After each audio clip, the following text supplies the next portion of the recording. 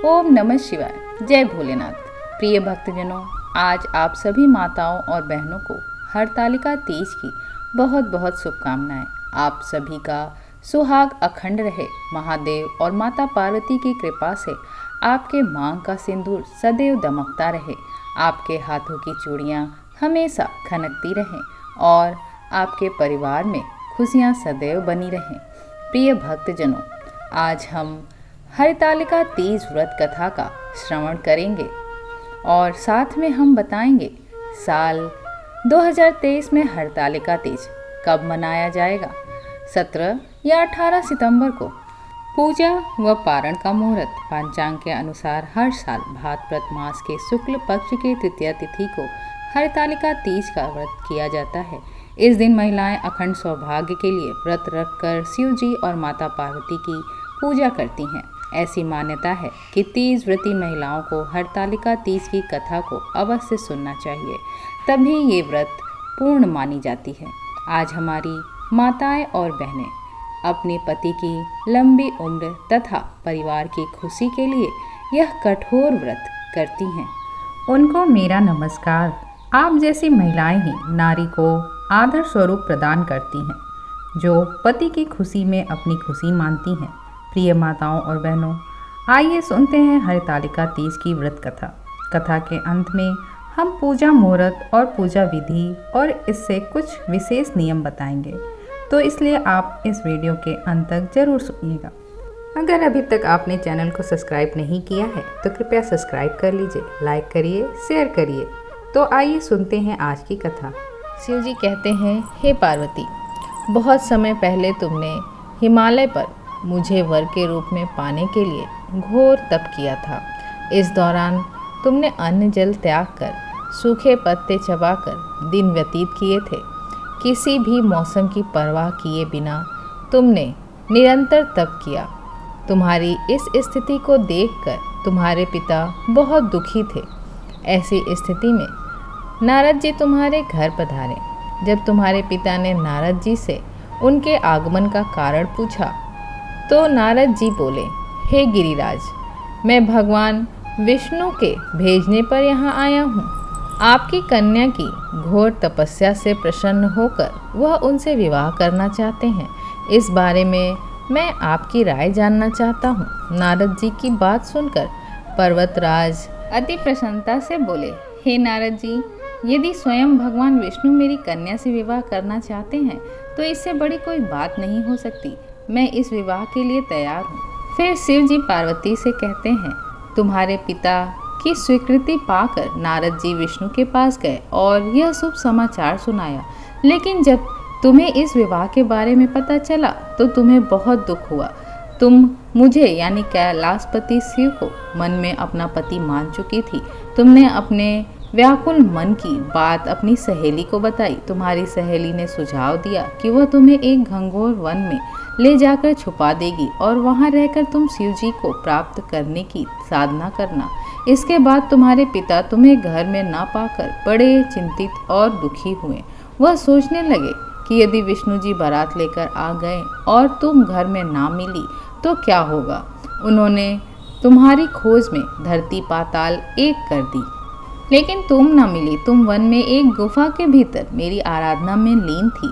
भाद्रपद तृतीया शुक्ल को तुमने रेत से एक शिवलिंग का निर्माण कर मेरी आराधना की, जिससे प्रसन्न होकर मैंने तुम्हारी मनोकामना पूर्ण की। इसके बाद तुमने अपने पिता से कहा कि पिताजी, मैंने अपने जीवन का लंबा समय भगवान शिव की तपस्या में बिताया है और भगवान शिव ने मेरी तपस्या से प्रसन्न होकर मुझे स्वीकार भी कर लिया है। अब मैं आपके साथ एक ही शर्त पर चलूंगी कि आप मेरा विवाह भगवान शिव के साथ ही करेंगे। पर्वतराज ने तुम्हारी इच्छा स्वीकार कर ली और तुम्हें घर वापस ले गए। कुछ समय बाद उन्होंने पूरे विधि विधान से तुम्हारा विवाह कराया। शिव जी ने कहा, इसके बाद हे पार्वती, तृतीया को तुमने मेरी आराधना करके जो व्रत किया था उसी के परिणाम स्वरूप हम दोनों का विवाह संभव हो सका। इस व्रत का महत्व यह है कि मैं इस व्रत को पूर्ण निष्ठा से करने वाली प्रत्येक स्त्री को मनोवांछित फल देता हूँ। भगवान शिव ने पार्वती जी से कहा कि इस व्रत को जो भी स्त्री पूर्ण श्रद्धा से करेगी उसे तुम्हारी तरह अचल सुहाग प्राप्त होगा। इस व्रत का महत्व यह है कि मैं इस व्रत को पूर्ण निष्ठा से करने वाली प्रत्येक स्त्री को मनोवांछित फल देता हूँ। भगवान शिव ने पार्वती जी से कहा कि इस व्रत को जो भी स्त्री पूर्ण श्रद्धा से करेगी उसे तुम्हारी तरह अचल सुहाग प्राप्त होगा। तभी से कहा गया है कि अगर हरतालिका तीज के दिन जो भी स्त्री माता पार्वती भगवान भोलेनाथ और गणेश जी की पूजा करती है उन्हें मनोवांछित फल प्राप्त होता है। भगवान भोलेनाथ बहुत जल्दी प्रसन्न होने वाले में से एक देवता है। मन लगाकर विधि विधान से उनकी पूजा करने पर अवश्य ही आशीर्वाद प्राप्त होता है। भविष्य पुराण में देवी पार्वती स्वयं कहती हैं कि हरतालिका तीज का व्रत करने से महिलाओं को सुहाग और सौभाग्य की प्राप्ति होती है। तृतीया तिथि के दिन कई वर्षों की कई जन्मों की तपस्या के बाद देवी पार्वती को भगवान शिव पति के रूप में प्राप्त हुए थे। इसलिए हरतालिका तीज का व्रत पूजन बहुत महत्वपूर्ण है। इसे हर महिला को विधिपूर्वक श्रद्धापूर्वक अवश्य करना चाहिए। अब सुनते हैं गणेश जी की कथा। एक बार गणेश जी महाराज एक सेठ जी के खेत में से जा रहे थे तो उन्होंने 12 दाने अनाज के तोड़ लिए। फिर गणेश जी के मन में पछतावा हुआ कि मैंने तो सेठ जी के यहाँ चोरी कर ली। तो गणेश जी सेठ जी के 12 साल के नौकरी करने लग गए। एक दिन सेठानी राख से हाथ धोने लगी तो गणेश जी ने सेठानी का हाथ पकड़कर मिट्टी से हाथ धुला दिया। सेठानी सेठ जी से बोली कि ऐसा क्या नौकर रखा है, नौकर होकर उसने मेरा हाथ पकड़ लिया। सेठ जी ने गणेश को बुलाकर पूछा कि तुमने सेठानी का हाथ क्यों पकड़ा। तो गणेश जी ने बोला कि मैंने तो एक सीख की बात बताई है। राख से हाथ धोने से घर की लक्ष्मी नाराज होकर घर से चली जाती हैं और मिट्टी से हाथ धोने से आती हैं। सेठ जी ने सोचा कि गणेश है तो सच्चा। थोड़े दिनों बाद कुंभ का मेला आया। सेठ जी ने कहा, गणेश सेठानी को कुंभ के मेले में स्नान करा के ले आओ। सेठानी किनारे पर बैठकर नहा रही थी तो गणेश जी उनका हाथ पकड़कर आगे डुबकी लगवा लाए। घर आकर सेठानी ने सेठ से कहा कि गणेश ने तो मेरी इज्जत ही नहीं रखी और इतने सारे आदमियों के बीच में मुझे घसीट कर आगे पानी में ले गए। तब सेठ जी ने गणेश जी को पूछा कि ऐसा क्यों किया। तो गणेश जी ने कहा कि सेठानी किनारे बैठकर गंदे पानी से नहा रही थी तो मैं आगे अच्छे पानी में डुबकी लगवा कर ले आया।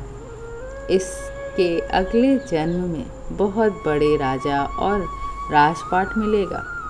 सेठ जी ने सोचा कि गणेश है तो सच्चा। एक दिन घर में पूजा पाठ हो रही थी, हवन हो रहा था। सेठ जी ने गणेश को कहा कि जाओ सेठानी को बुलाकर ले आओ। गणेश सेठानी को बुलाने गए तो सेठानी काली चुनरी ओढ़कर चलने लगी। तो गणेश जी ने काली चुनरी फाड़ दी और कहा कि लाल चुनरी ओढ़ के आओ। सेठानी नाराज होकर सो गई। सेठ जी ने आकर पूछा क्या बात है। तो सेठानी ने बोला कि गणेश ने मेरी चुनरी फाड़ दी। सेठ ने गणेश जी को बुलाकर बहुत डांटा और कहा तुम बहुत बदमाशी करते हो।